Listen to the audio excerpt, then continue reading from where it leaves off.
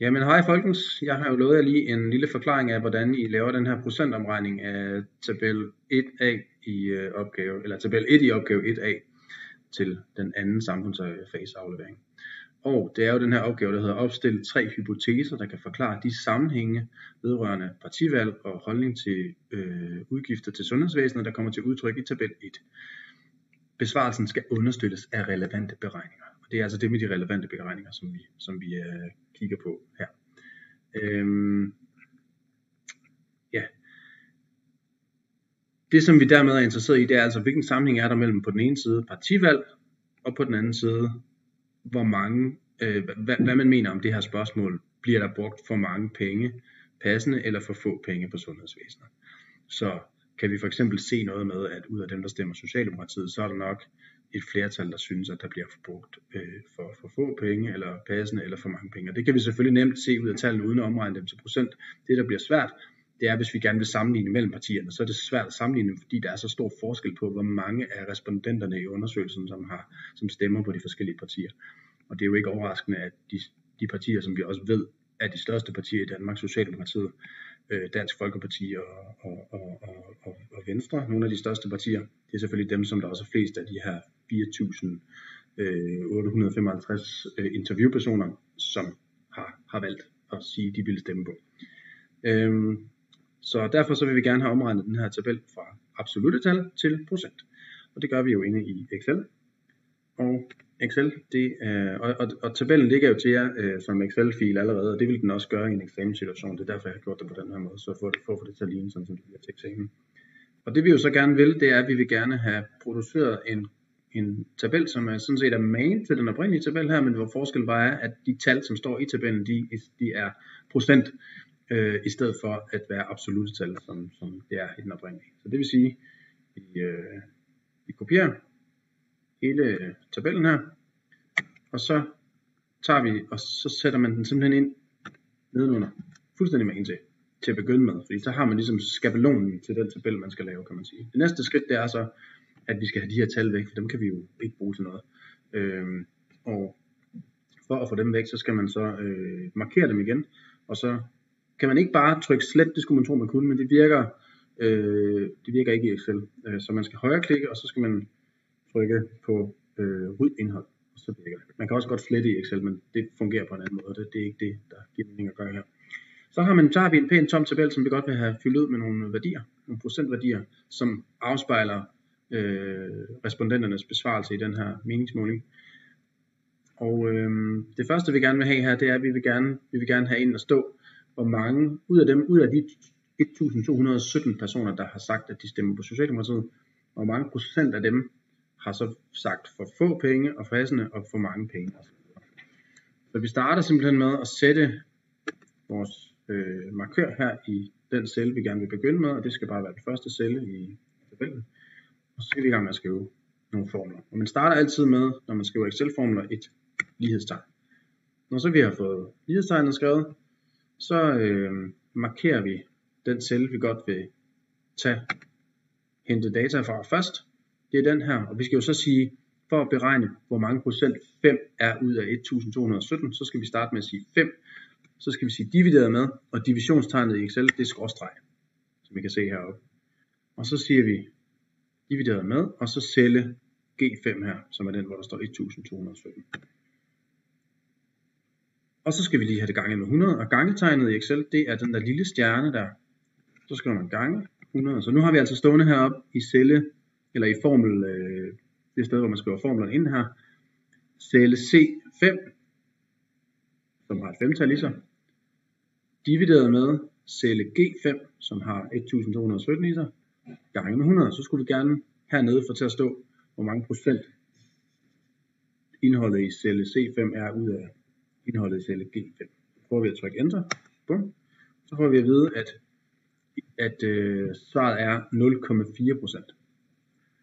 Der står en hel masse decimaler her, det gider vi ikke have stående, det ser irriterende ud, og det gider vi faktisk ikke have nogen steder i vores tabel her, så vi tager lige med det samme og markerer bare helt almindeligt hele tabellen, sådan her, og så går man lige op, de her to knapper her, det er sådan nogle knapper, hvor man bestemmer, hvor mange decimaler man skal have med, altså hvor mange tal der er efter kommaet. Der vil vi kun have allerhøjst 1 med, når vi snakker om procenttal. Så skal man trykke formindsk decimal, sådan her, ikke? Så står der 0,4%. Det ser pænt ud. Og nu er det bliver smart, fordi nu skal vi til, så skulle man jo tro, at vi skulle til at skrive den samme formel for alle de her celler her, men det smarte ved Excel er, at det behøver vi slet ikke gøre. Excel kan kopiere dem for os og gøre det meget nemt. Det eneste vi lige skal være opmærksomme på, det er, at fordi det jeg vil gøre om lidt, det er, at jeg vil tage den formel, som vi skrev ind i celle C20 her, det vil sige den her nede, ikke? Det var den formel, der hed lighedstegn celle C5 divideret med celle G5 gange 100. Den vil jeg kopiere først hele vejen hen til højre, og så vil jeg også kopiere den hele vejen ned. Men der er lige noget, vi skal være opmærksom på, og det er, når vi kopierer den til højre, så når jeg for eksempel kopierer den over til den næste celle her, så vil Excel hente, i stedet for at hente 5-tallet her i for mange penge, så vil den hente 193 i passende. Men den vil også rykke, det tal, der bliver divideret med, vil den også rykke mod højre. Og det går jo ikke, fordi så henter den, så prøver den at dividere med det, der står herude i H5, og der står jo ikke noget. Det giver ikke nogen mening. Så vi skal have den låst til, at den bliver i kolonne G, når der skal divideres.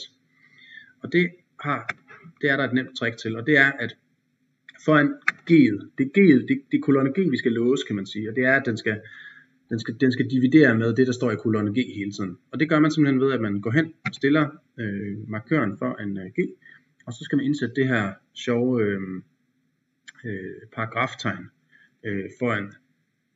Undskyld, det er forkert, hvad jeg siger. Man skal indsætte dollartegn foran. Og når man så indsætter dollartegn, så kan Excel finde ud af det. Så går man ned, så kigger man, nu kigger vi lige formlen efter, om det ser rigtigt ud. Det står lighedstegn celle C5. Nu kommer jeg til at gå ud af den. Undskyld mig. Lighedstegn celle C5 divideret med celle G5, og der er dollartegn foran G'et, fordi det er hele tiden det, der står i kolonne G, som der skal divideres med, gange med 100 for at give det i procent. Så prøver vi. Og når man så skal kopiere en formel, så skal man altså ikke bare hive fat og kopiere ud efter sådan her, fordi så markerer man bare. Det man skal gøre, det er, kan I se, der er sådan en lille bitte firkant hernede i hjørnet. Og når man nærmer sig den med musen, så går musen fra at være sådan et hvidt stort kryds til at blive sådan et lille sort kryds. Og når man er der, så skal man hive fat i den der lille bitte dimmer der. Så skal man trykke på den, og så skal man hive den til højre, og så sker der noget magi. Se, så får vi en pæn procenttal. Nogle pæne procenttal for, hvor mange procent, der har valgt de her forskellige svarmuligheder ud af dem, der stemte Socialdemokratiet. Og så kommer det næste stykke magi, som er, at nu skal vi have kopieret det ned efter, og nu behøver vi ikke lave flere af de der dollartegn-kodninger, fordi når vi kopierer formlen ned efter, så vil det passe også. Så det vil sige, så skal man igen ud og, man skal lige have markeret hele rækken her igen, og så skal man lige have fat i den der lille bitte firkant igen, og så kopierer man den ned efter. Og bum, så har vi en pæn procenttabel, hvor vi meget nemt kan sammenligne på tværs af partierne, hvor mange af vælgerne, eller det vil sige, hvor mange af deltagerne i meningsmålingen, som har valgt hver af de her svarmuligheder her. Så vi kan se, at for eksempel hos det konservative Folkeparti er der 3,2% ud af alle dem, der har sagt, de stemmer på det parti, som har sagt, at der bliver brugt for mange penge. Der er 43,7%, der har sagt, at det er passende, og så er der 48,9%, der har sagt, at der bliver brugt for få penge på sundhedsvæsenet. Og vi kan også se nede i totalen hernede, at ud af alle dem, der er med i meningsmålingen, altså ud af alle de 4.855, jamen der er der faktisk kun 1,6%, som har sagt, at der bliver brugt for mange penge på sundhedsvæsenet i Danmark. Der er 23%, der bliver sagt, at det bliver brugt passende, og så er der faktisk et ret stort flertal på 72,2%, som har sagt, at de synes, der bliver brugt for få penge. Og det er altså vel at mærke for alle partierne, gennemsnit for alle partierne. Ikke? Så der er lidt at tage fat i der. Og så vil jeg lige sige en ting, det er, at altså, man kunne jo også, for at gøre det lidt lettere at læse, kunne man overveje, at man ville slagte den sidste decimal der. Så man lige markerer hele tabellen igen, og så lige lade bruge decimalvælgeren her, og så gå ned til sådan, så der bare er nogle helt pæne decimaltal. Ulempen ved det er, at jeg måske alligevel lidt ærgerligt, når der står 0, så ender der med at stå, bliver der rundet ned i nogle tilfælde, jo, ikke? Så hvis Socialdemokratiet står det som om det er 0%. Men altså, det kan der også være en pointe i, så det kan man gøre, hvis man har lyst, og ellers så kan man lade den stå med en enkelt decimal, hvis det er. Og så ellers så handler det jo om, at man så kopierer den her fine tabel, som man har fået lavet, kopierer den igen, og så tager man den og så kopierer den over i Word-dokumentet, hvor man skriver besvarelsen, og så refererer man til den i opgaven. Og det er sådan set det, man skal gøre. Og så i øvrigt besvare opgaven, ligesom I har prøvet at gøre før. Jeg håber, det giver mening. God arbejdslyst.